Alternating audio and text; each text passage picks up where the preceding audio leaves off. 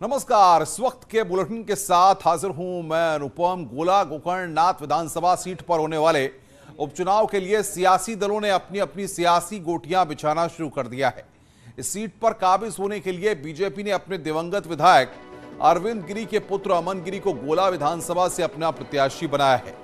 BJP की कोशिश क्षेत्र के लोगों के विकास कार्यों के साथ की सहानुभूति के जरिए वोट समेटने की कोशिश है, तो वहीं सपा मौजूदा सरकार की विफलताओं को उजागर करके इस सीट को अपने पाले में लाने की कोशिश कर रही है। एसपी ने विनय तिवारी को यहां से मैदान में उतारा है। तो गोला गोकर्णनाथ विधानसभा सीट पर जो बाई इलेक्शन है वो यहां पर अब काफी दिलचस्प होता दिख रहा है।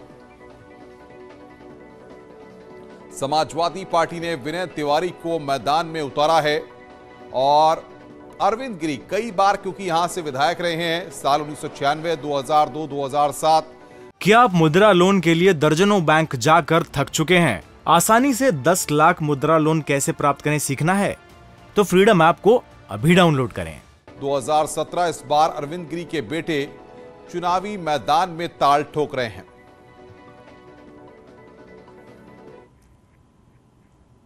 गोला गोकर्णनाथ विधानसभा सीट पर प्रचार के लिए कल सीएम योगी आदित्यनाथ लखीमपुर खीरी पहुंचेंगे और बीजेपी प्रत्याशी अमन गिरी के समर्थन में जनसभा को संबोधित करेंगे। इसको लेकर तैयारियां जोरों पर चल रही हैं। प्रशासन ने सुरक्षा के चाक चौबंद व्यवस्था का दावा किया है। बीजेपी के कार्यकर्ताओं में सीएम योगी की रैली को लेकर काफी उत्साह है। गोला गोकर्णनाथ में 3 नवंबर को वोटिंग होगी।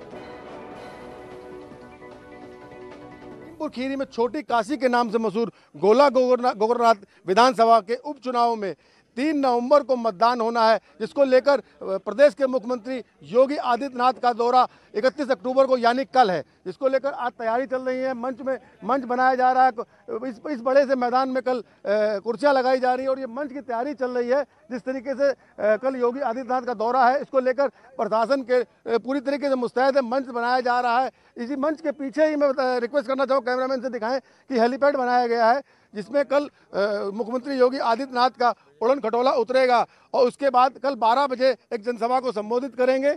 बीजेपी के लोग भी काफ़ी उत्साहित नजर आ रहे हैं। इसको लेकर तैयारी करें। जिस तरीके से योगी आदित्यनाथ के दौरे को लेकर कार्यकर्ता पूरी तरीके से तैयार है, उत्साहित नजर आ रहे हैं। काफ़ी भीड़ आने की संभावना जताई जा रही है। कहीं ना कहीं लगता है कि सपा समाजवादी पार्टी और बीजेपी में कड़ी टक्कर देखने को मिल रही है, लेकिन बीजेपी अपने जीत का दावा कर रही है। 1 लाख वोटों से ज़्यादा जीतने का दावा बीजेपी के लोग कर रहे हैं। अब 3 तारीख को देखना होगा कि मतदाता किसके सर पे जीत का सेहरा बांधते हैं। मनोज शर्मा, न्यूज 18, लखीमपुर खीरी। गोला गोकर्णनाथ सीट पर हो रहे उपचुनाव को लेकर यूपी के डिप्टी सीएम ब्रजेश पाठक ने न्यूज 18 से बातचीत में कहा है कि बीजेपी गोला गोकर्णनाथ सीट पर बड़ी जीत दर्ज करेगी। साथ ही यह भी कहा कि उत्तर प्रदेश में जो भी कानून तोड़ेगा उस पर कार्रवाई होगी। दौरे हो रहे हैं, वहाँ पे जनसभाएं हो रही हैं, आज फिर आप जा रहे हैं। ये गोला विधानसभा उपचुनाव में हमारे स्वर्गीय विधायक आदरणीय अरविंद गिरी जी के निधन से खाली हुई सीट है और उनके पुत्र श्री अमन गिरी जी वहाँ भारतीय जनता पार्टी के प्रत्याशी चुनाव लड़ रहे हैं।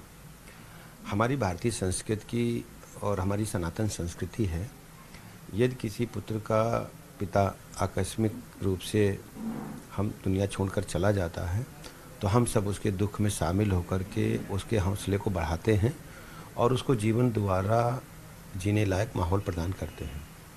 क्योंकि ये राजनीतिक व्यवस्था है, लोकतंत्र में चुनाव लड़ना एक आवश्यकता है और भारतीय जनता पार्टी ने वहाँ की परिस्थितियों को आकलन करके अरविंद गिरी जी चूँकि 5 बार के एमएलए थे और बड़े सामाजिक कार्यकर्ता थे, तो अमन गिरी जी को प्रत्याशी बनाया। सर, जिस तरीके से गोला में भारतीय जनता पार्टी मेहनत कर रही है, क्या चुनाव टफ लग रहा है? विपक्ष की चुनौती लग रही है? आपको इस बात का संज्ञान नहीं है। हमारे लिए सभी चुनाव महत्वपूर्ण होते हैं, चाहे उपचुनाव हो और चाहे सामान्य चुनाव हो।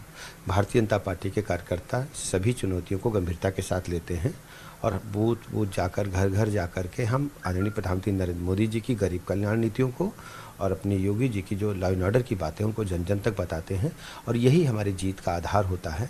हम किसी भी चुनाव को इस प्रकार से मतलब ओवर कॉन्फिडेंस में नहीं छोड़ते, क्योंकि जनता इंतज़ार करती है कि चुनाव है तो हमारे पास नेता लोग आकर के अपनी बात बताएंगे और यदि कोई कार्यकर्ता नेतृत्व उनके पास नहीं पहुंचता है तो उनके हाथ निराशा लगती है। भारतीय जनता पार्टी अपने जनता के साथ है, आदरणीय प्रधानमंत्री नरेंद्र मोदी जी की गरीब कल्याण नीतियों को लेकर के है और यूपी के जो लॉ एंड ऑर्डर की बात है उसको लेकर के है। केंद्र की ज़्यादातर योजनाओं में उत्तर प्रदेश नंबर 1 पर है। सर, जिस तरीके से आजम खां पे कार्रवाइयाँ हो रही हैं लगातार, इसको लेकर समाजवादी पार्टी के मुखिया अखिलेश यादव ने सीधे तौर पर भाजपा सरकार पे आरोप लगाया है कि बदले की भावना से कार्रवाई हो रही ये है। उनको महसूस होता है। हमारी सरकार कानून के मामले में छोटा बड़ा गरीब अमीर अपना पराया नहीं देखती। जो भी कानून तोड़ेगा उसके खिलाफ हम कड़ी कार्रवाई करते हैं।